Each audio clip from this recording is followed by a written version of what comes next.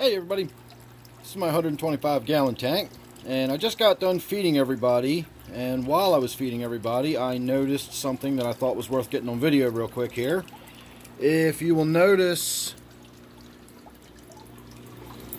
that is actually the tail of one of my Plecos, one of my chocolate zebra Plecos, and it's up inside the knot hole in that piece of wood.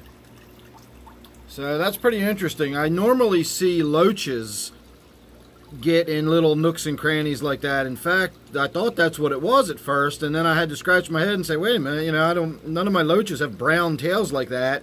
And then of course, well, he just came lurking up out of the depths.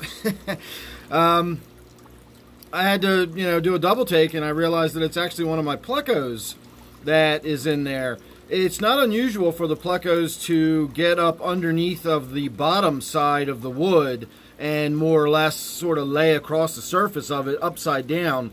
But I've never really seen them crawl inside of a hole in the wood before.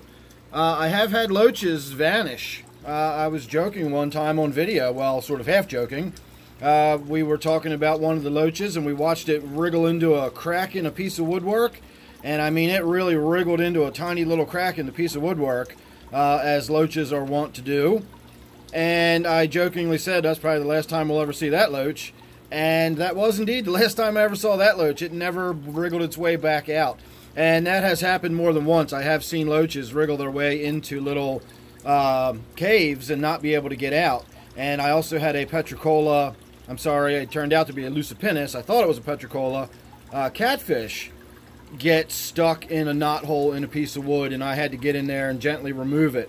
So I will be keeping my eyes open and watching this one, and if that tail doesn't come out of there within the next couple of days, I might have to get in there and see if it's okay. But I think it's going to be fine. I really do think that hole goes all the way through, and I think all it's got to do is swim forward, and it'll just come right on out the other side and swim away. So let's hope for the best anyway. And I was hoping we'd get a little glimpse of my rainbow shark swimming by in the back. We did, and that's all I wanted to see, just to make sure that it is still in there and still doing well. In fact, it's actually doing so well that it's becoming aggressive. It was actually just chasing the Congo Tetras around. Now, I was worried about the other way around. It's the smallest fish in this tank, and I was worried about other fish harassing it. But apparently it is going to do just fine, because I don't know whether that got caught on camera or not, but I saw it darting after those Congo Tetras. So it's definitely, feeling comfortable in there enough that it's, feeling territorial.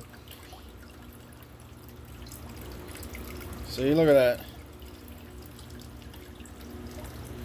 So anybody that tries to sell you a rainbow shark as a good community fish, or tells you, that they go good in communities, they're lying to you. Or else they've been misled themselves, and they've probably been told by some big chain pet store that they're great community fish, or maybe, they might be a little aggressive or something like that.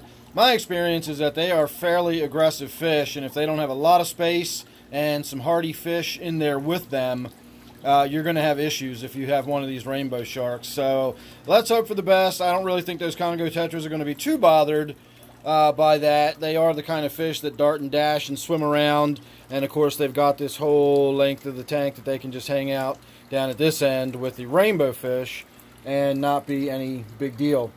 So there you go, just a little update on the 125. The real thing I wanted to get a look at was that tail sticking out. Again, I always try to get anything that I find interesting. I try to get it on camera so that anybody else that might find it interesting too gets to see it. So there you go. Make sure you subscribe. That way you won't miss anything I got coming up. You never know what it's going to be. I myself never know what it's going to be a lot of times. And of course, if you're subscribed, you won't miss any of it. So don't forget, this one is my 125 gallon tank.